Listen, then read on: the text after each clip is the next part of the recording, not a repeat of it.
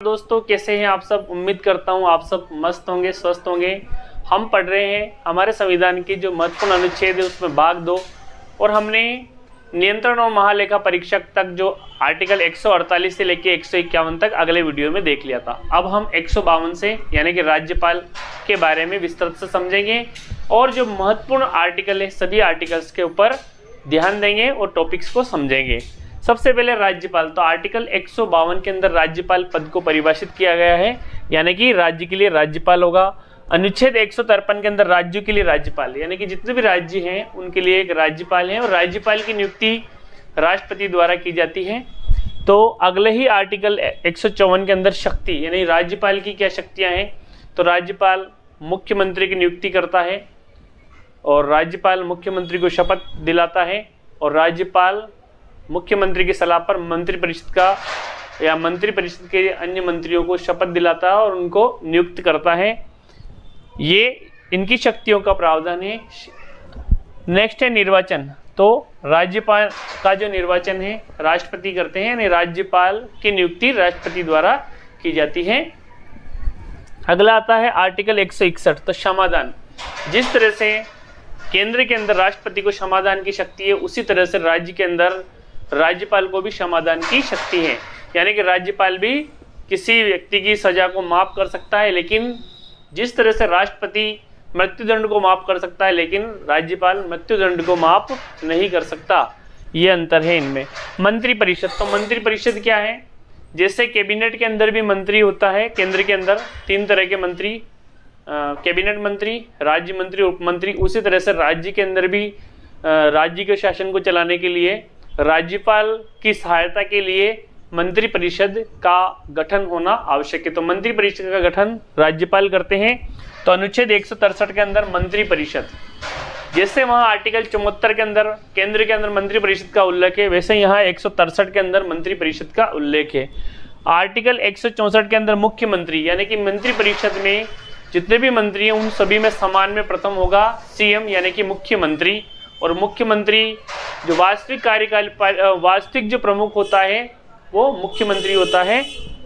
तो मुख्यमंत्री की नियुक्ति 164 के अंदर और 165 के अंदर महाधिवक्ता, जैसे केंद्र के अंदर महान्यायवादी होता है एडवोकेट जनरल, इसी तरह से अटॉर्नी जनरल, वहाँ पे अटॉर्नी जनरल होता है और यहाँ पे एडवोकेट जनरल होता है, यानी कि महाधिवक्ता। और ये भी जज होता है, यानी कि रिटायर्ड जज होते हैं या विधिवेता होते हैं, और महाधिवक्ता कहते हैं इनको। और ये सरकार को कानूनी मामले में सहायता करते हैं, और ये भी जो विधानसभा है उसकी कार्यवाही में बैठक में भाग ले सकते हैं। अगला आता है राज्य विधानमंडल। तो राज्य विधानमंडल, राज्य के अंदर विधानमंडल, यानी कि जैसे केंद्र के अंदर संसद और राष्ट्रपति, उसी तरह से राज्य के अंदर विधान परिषद यदि राज्य एडॉप्ट करना चाहे तो, और विधानसभा जो कि निम्न सदन है, विधान परिषद उच्च सदन होता है। सभी राज्यों में विधान परिषद नहीं है, कुछ ही राज्यों में विधान परिषद है। तो ये राज्य के ऊपर निर्भर करती है। जैसे कर्नाटक के अंदर है, बिहार के अंदर है, आंध्र प्रदेश के अंदर है, ऐसे कुछ राज्यों के अंदर विधान परिषद जो कि उच्च सदन जो कि स्थायी सदन है उसका भी प्रावधान है, यानी कि उन्होंने उन राज्यों में स्थापित है। राज्य विधानमंडल आर्टिकल 168 के विधानमंडल, यानी कि विधानमंडल का प्रावधान।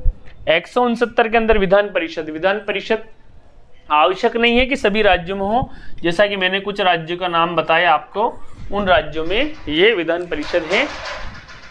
विधानसभा की संरचना, यानी कि विधानसभा की क्या संरचना होगी। प्रत्येक राज्य के अंदर विधानसभा जो है उनकी सीटें की अलग अलग होती है। विधानसभा की जो मिनिमम सीटों की संख्या है 40, और अधिकतम कितनी भी हो सकती है। जैसे यूपी है तो वहाँ की विधानसभा के अंदर सीटें ज़्यादा होगी, और छोटे राज्य हैं वहाँ पे विधानसभा की सीटों की संख्या कम होगी। अगला आता है मंत्रिपरिषद की बात करें तो मंत्रिपरिषद में मंत्रियों की संख्या 15% से अधिक नहीं होगी, मुख्यमंत्री सहित। आर्टिकल 169 विधान परिषद हो गया। 170 विधानसभा की संरचना। तो 170 विधानसभा की संरचना। अगला 171 विधान परिषद की संरचना। तो यानी विधान परिषद क्या होगी, उच्च सदन होगी, और जैसे वहाँ राज्यसभा है वैसे ही विधान परिषद काम करती है राज्य के अंदर। अब आर्टिकल 214 यानी कि राज्यों के लिए हाई कोर्ट, यानी कि आज वर्तमान में हमारे देश के अंदर 25 हाई कोर्ट्स हैं। पहले 24 हाई कोर्ट थे। अमरावती के अंदर जो तेलंगाना जो राज्य बनने के बाद अमरावती के अंदर 25वां हाई कोर्ट्स स्थापित हुआ। अगला आता है 216 हाई कोर्ट का गठन। तो हाई कोर्ट के गठन के लिए संसद का प्रावधान यानी कि संसद की अनुमति आवश्यक है। आर्टिकल 231 दो या दो से अधिक राज्यों के लिए, तो दो या दो से अधिक राज्यों के लिए भी हाई कोर्ट की स्थापना हो सकती है। जैसे पंजाब और हरियाणा के लिए चंडीगढ़ जो है, चंडीगढ़ हाई कोर्ट जो है, दोनों हाई कोर्ट्स के लिए यानी कि दोनों राज्यों के लिए एक हाई कोर्ट का प्रावधान है। तो इस तरह से दो या दो से अधिक राज्यों के लिए एक हाई कोर्ट का प्रावधान हो सकता है यदि राज्य अगर संसद अनुमति दे तो। केंद्र और राज्य के मध्य संबंध, तो केंद्र और राज्य के मध्य क्या संबंध है? जैसे 244 के अंदर राज्य सूची पर केंद्र द्वारा कानून, जैसे यूं तो देखा जाए तो केंद्रीय सूची पर केंद्र सरकार कानून बना सकती है, राज्य सूची पर राज्य सरकार, लेकिन आर्टिकल 244 के अंदर राज्य सूची के विषय पर भी केंद्र सरकार को कानून बनाने का अधिकार है। आर्टिकल 262 नदी और जल और विवाद, यानी कि नदी और जल का विवाद।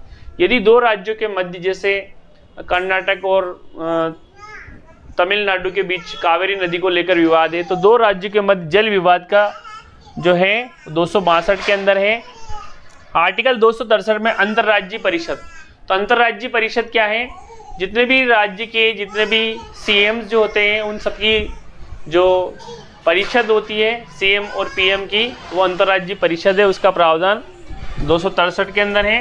266 के अंदर संचित निधि, संचित निधि क्या है? यानी कि जितने भी राज्यों का जो कर है, राजस्व वसूली है, वो संचित निधि में जमा होती है। तो संचित निधि जो राष्ट्रपति के वेतन भत्ते हैं वो संचित निधि से दिए जाते हैं और विभिन्न पदों पर संचित निधि से दिए जाते हैं। 267 के अंदर आकस्मिक निधि, तो आकस्मिक निधि क्या है? अगर देश के अंदर किसी प्रकार का आकस्मिक कोई प्रॉब्लम्स आ जाती है, आकस्मिक कोई आपात आ जाता है, तो उस समय आकस्मिक निधि का उपयोग किया जा सकता है, जिसका उल्लेख 267 के अंदर है। अनुच्छेद 280 बहुत ही महत्वपूर्ण प्रश्न है, वित्त आयोग का गठन।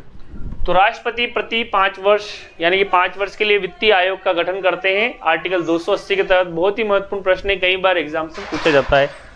अनुच्छेद 312 में अखिल भारतीय सेवाएं, अखिल भारतीय सेवाएं क्या है? ऐसी सेवाएं जो पूरे राष्ट्रीय स्तर पर उनका कार्य का क्षेत्र होता है, जैसे आईएएस यानी कि प्रशासनिक सेवा, आईपीएस यानी कि पुलिस सेवा और आईएफएस यानी कि भारतीय वन सेवा। तो ये सेवाएं भारतीय अखिल भारतीय सेवाएं होती है। 312 के अंदर इनका उल्लेख है।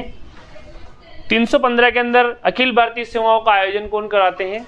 तो यूपीएससी कराती है, संघ लोक सेवा आयोग, जिसका मुख्यालय दिल्ली के अंदर है। तो यूपीएससी आयोग की स्थापना अनुच्छेद 315 के अंदर है।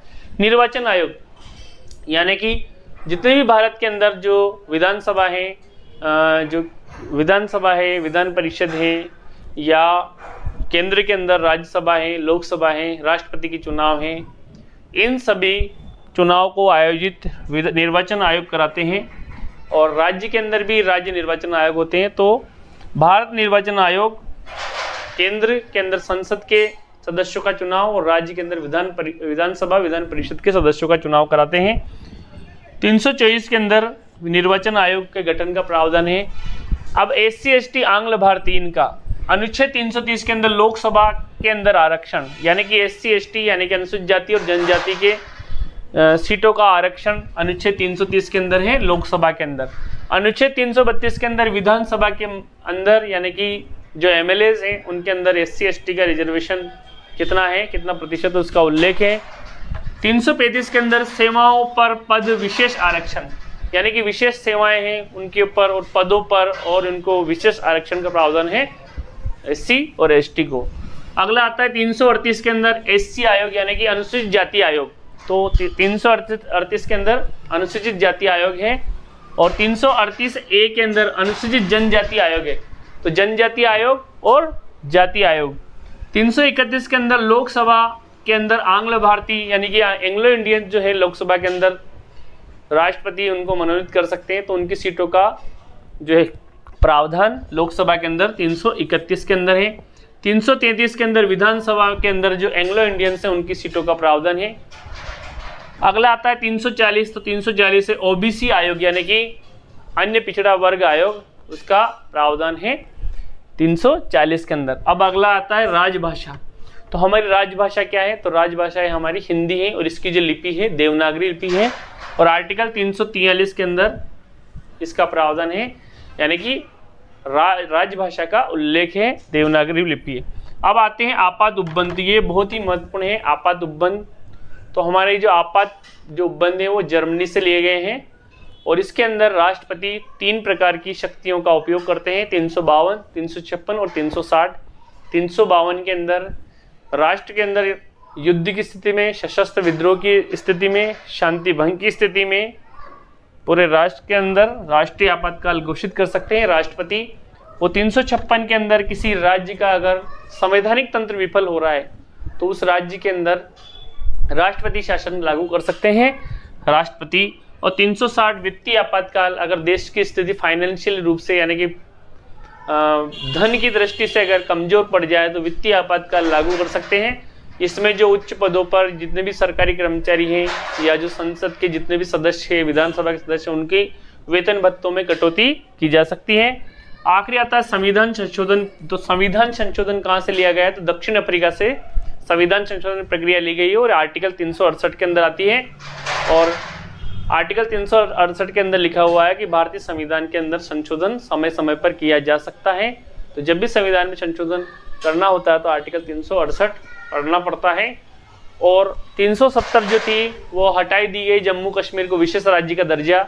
अब जम्मू कश्मीर केंद्र शासित प्रदेश है और ये भारत का पहले अभिन्न अंग हो गया अब, यानी कि इसको विशेष राज्य का जो दर्जा है 370 हटा दी गई है। तो दोस्तों वीडियो कैसा लगा? अगर वीडियो अच्छा लगा तो लाइक करें, कमेंट्स करें, शेयर कीजिए। Thanks for watching.